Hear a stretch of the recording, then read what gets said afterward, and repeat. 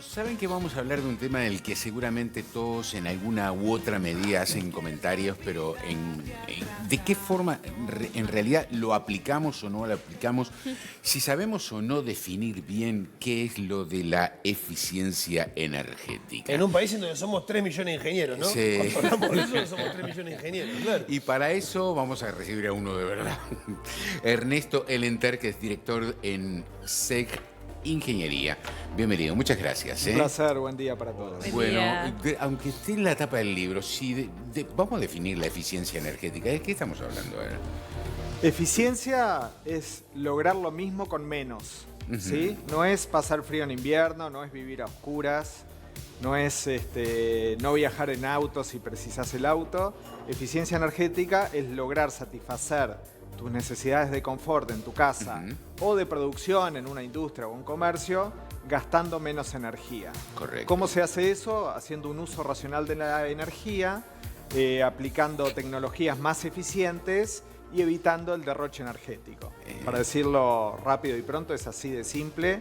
Y bueno, ahí se abre un gran abanico de cosas que podemos decir. Hay algunas cosas, yo comentaba ahí recién fuera de micrófonos con Ernesto, una vez escuché el término vampiros energéticos y me quedó, ¿y qué es un vampiro energético? Mejor que lo explique él, pero son pequeñas formas que podemos ir utilizando para optimizar el consumo de energía en casa. Por ejemplo, a ver, ¿qué es un vampiro energético, como se le dice? Si vamos a lo que es el consumo en el hogar, hay estudios que mencionan que algo así como el 10% de toda la energía eléctrica que gastamos en un hogar se la llevan estos vampiros energéticos. Claro. Un ejemplo, a ver. Un ejemplo es una canalera de cable.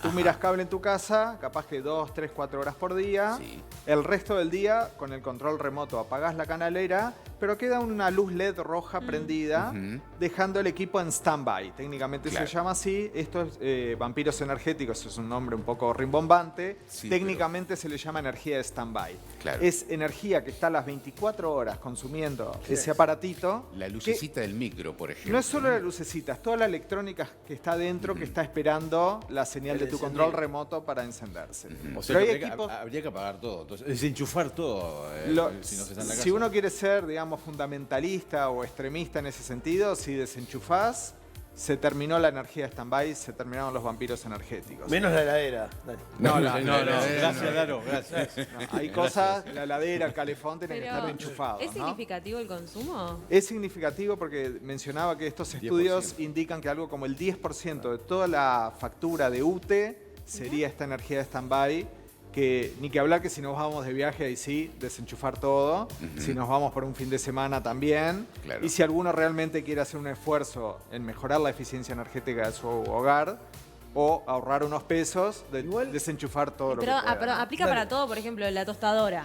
La usé, la dejé, está conectada. ¿Sigue consumiendo como un vampiro energético? Es muy poquito, ¿no? Capaz que la tostadora te consume 1000 watts cuando está funcionando y cuando está enchufada, capaz que te consume 5 watts. Ok. Es totalmente marginal. Lo que pasa que son, en La un hogar sumatoria. moderno, La suma. capaz que hay 20 equipos que están Ok. enchufados. Cargadores celulares, canales de cable, el Xbox del niño, el microondas, un reloj despertador. Bueno, Ernesto. empezás a sumar el router del ADSL y así tantas cosas. Pero ¿no? cada vez más se ve, acá, ¿no? En electrodomésticos y en otro tipo de cosas, pero también en otros lados. Yo, por ejemplo, en Qatar veíamos un Mercedes con el pegotín de la heladera de eficiencia energética. Digo, cada vez más electrodomésticos o cada vez más equipos tienen ese pegotín, tienen esa distinción de ser eficientes energéticamente. ¿Esos consumen menos en ese stand-by? ¿Cómo es? Bueno, explico? vamos primero a explicarle a todo el mundo lo que es la etiqueta energética, ese pegotín que es muy común en heladeras y calefones, que tiene unas flechas de colores que indican la categoría energética, donde A es la de mayor eficiencia energética, la que consume menos, y por ahí hay hasta la F, la G o la H, donde son muy ineficientes energéticamente, ¿no? Uruguay está un poquito atrasado en eso, lamentablemente, y son pocos los electrodomésticos que están obligados a incluir esa etiqueta energética. ¿Es una obligación? En las heladeras, en los calefones, en los aires acondicionados, en las lámparas LED, es una obligación Mirá. en Uruguay.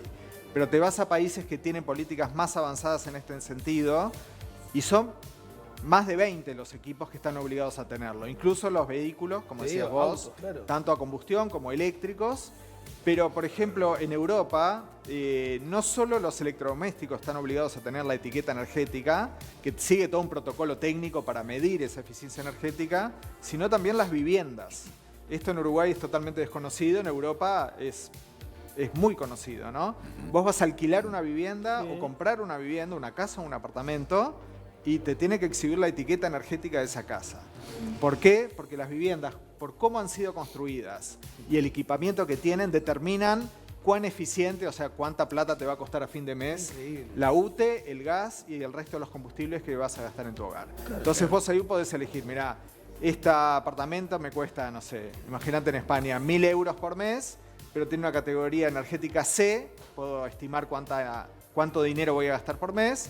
Y aquel otro apartamento, que es más o menos las mismas características, me cobran 1.200 euros por mes, pero es categoría A, me voy a ahorrar en energía tanto. Claro. Consumís con conciencia, además, ¿no? Sí, pero además vos tenés la información del atributo energético de esa vivienda. Qué bueno. Es algo interesante y ojalá Uruguay transite hacia ese camino en el futuro. ¿Cuáles son los planes que de alguna manera vienen funcionando en el país para disminuir justamente todo esto que tiene que ver con el Más allá del consumo? rezago, Más ¿no? allá de- De ese Sí.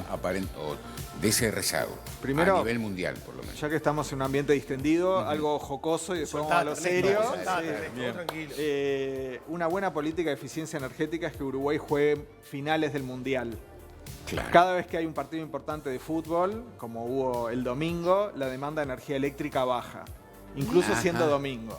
Mirá. Eso nosotros lo pudimos medir el domingo.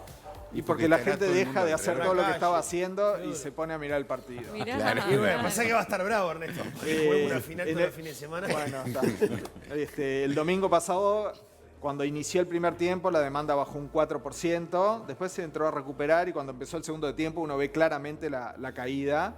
Y en los mundiales mayores se han visto reducciones mayores aún de consumo, sobre todo si son dentro de la semana, ¿no? Porque ahí para la actividad comercial, industrial y todo, ¿no? Así Claro. que esa sería una política divertida de eficiencia energética. muy Pero bueno. si no, bueno, el gobierno uruguayo ya hace años, te diría desde por lo menos el año 2005, que tiene políticas claras, definidas de promoción de la eficiencia energética.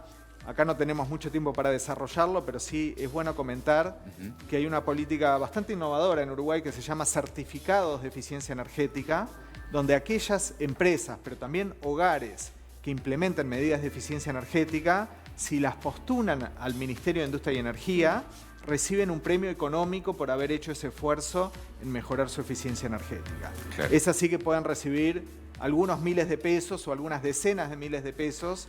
Se instalan, por ejemplo, aires acondicionados de alta eficiencia, se instalan paneles solares, fotovoltaicos o térmicos. Bueno, la UTE creo que tiene algún tipo Sí, de... ahora bueno, tiene un incentivo particular también la UTE, así que es bueno mirar los instrumentos para quien piense en mejorar su eficiencia energética, porque existen apoyos concretos desde ese punto de vista. Hablando de la empresa energética estatal, bueno, justamente este régimen de tarifas diferenciales también apuntan a eso, ¿no? Exactamente, eso ya es más a nivel macro, lo que buscan es que la gente consuma menos en las horas punta y consuma más el resto del día, porque eso acompaña de alguna forma la matriz energética que tenemos, donde el viento, por ejemplo, que es la principal fuente de energía en el último año, esto no era típico por la sequía, la hidroeléctrica bajó bastante, la eólica tomó mayor protagonismo y fue la principal fuente de energía en los últimos 12 meses, y generalmente hay más viento de noche, entonces Claro. si el país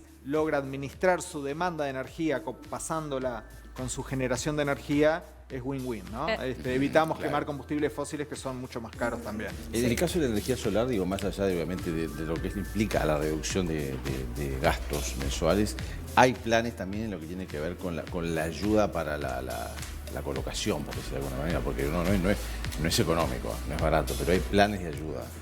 Ojalá hubiera. ¿No los hay? Hubo. Pero en algún momento Hubo, existió. exactamente. Y me traes a colación un tema que para mí era muy relevante para Uruguay y fue una política que no tuvo éxito, lamentablemente.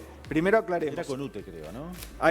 Hay dos tipos de energía solar. La fotovoltaica, que son unos paneles finitos Sí. que se ponen en los techos Exacto. de las casas o de las industrias, que directamente generan electricidad. Convierten sol en energía eléctrica. Después te da, que es un poco más costosa, es tecnología que viene bajando de precios, pero es bastante costosa. Capaz que un panel de esos en tu casa tenés que gastarte unos cuantos miles de dólares y recuperás la inversión quizás en unos 8 o 10 años. Demasiado. Es demasiado largo para que el público general esté Sí. dispuesto a invertir en eso. Y no te puedes mudar. Y bueno, Ya, bueno, vos- sacar el no perdés panel. plata. bueno, Me parece. se supone que valoriza un poco tu casa, ¿no? Porque el que la va a comprar sabe que su factura de UTE va a ser menor.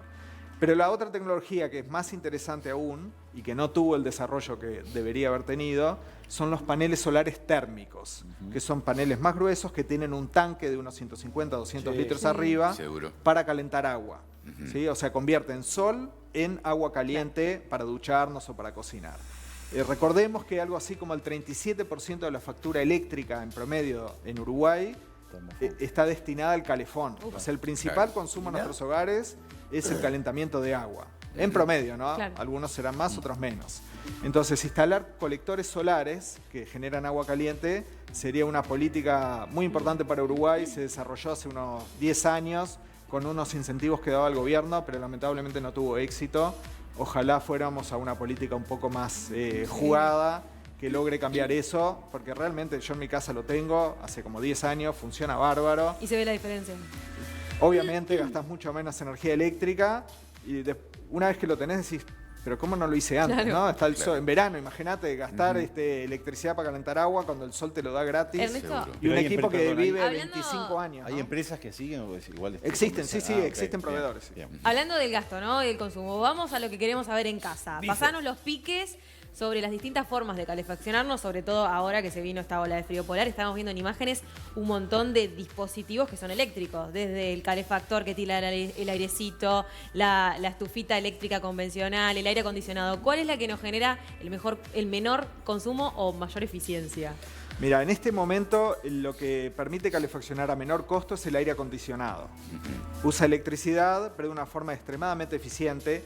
No son esos No- que estamos no viendo en cualquier aire, imágenes. ¿no? Tiene que tener el pegotín que yo digo, ¿no? No solo el pegotín, sino es un principio de funcionamiento que los técnicos le llamamos bomba de calor. ¿Sí? Tiene un compresor, una unidad exterior, una unidad interior y logra bombear calor, aunque haga frío afuera, del exterior hacia adentro. Eso hace que por cada kilowatt que le pagamos a UTE nos entrega 3 kilowatts de calor. Bien. Entonces es una relación 3-1 y aún si la electricidad fuera un poco cara, es muy eficiente y es el sistema más barato. Es lo mismo el inverter que el split. Split quiere decir su significado en inglés separado, una unidad exterior y otra interior. Siempre que ves un aire acondicionado, afuera hay un aparatito Sí. que tiene un ventilador y adentro hay otro. Ujú. Cuando tienen un inverter, es un grado superior de tecnología Ajá. que es un poco más caro y logra ahorros aún mayores. Mirá. O sea, tenés el aire acondicionado estándar y el aire acondicionado inverter que te puede ahorrar respecto al estándar un 30 o 40%.